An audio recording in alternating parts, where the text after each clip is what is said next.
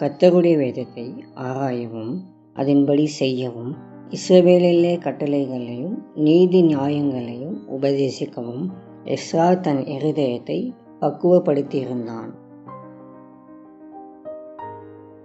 நீங்கள் பரிசுத்த வேதாகமத்தில் உள்ள தேவனுடைய வார்த்தையை வாசித்து தியானம் செய்வதில் உங்களுடைய ஆர்வத்தை வளர்த்து கொள்ளும்போது அதில் உள்ள சத்தியம் உங்கள் கண்களை பிரகாசமாக மாற்றுவதால் வேத தியானம் உங்களுக்கு முக்கியமானதாக மாறிவிடும். தொடர்ந்து உங்கள் வாழ்க்கையும் மகிமையானதாக மாறத் தொடங்கும்.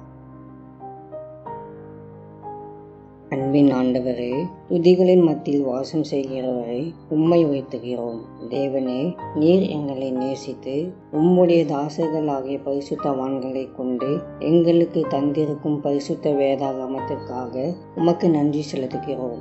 ஆண்டவரே, இதை நாங்கள் நேசித்து தியானிக்கவும் அதில் பிரியமாயிருக்கவும் அதன்படி நடக்கவும் எங்களுக்கு கிருபை தாரும். எங்கள் வாழ்க்கைக்கு வேண்டிய எல்லா ஆதாரங்களும் உம்முடைய பரிசுத்த வேதாகமத்தில் இருப்பதற்காக உமக்கு நன்றி செலுத்துகிறோம். இந்த நாளை எங்களுக்கு ஆசீர்வதியும். உம்முடைய வசனத்தால் எங்களை திருப்தியாக்கும். இயேசுவின் மூலம் ஜெபிக்கிறோம் பிதாவே, ஆமென்.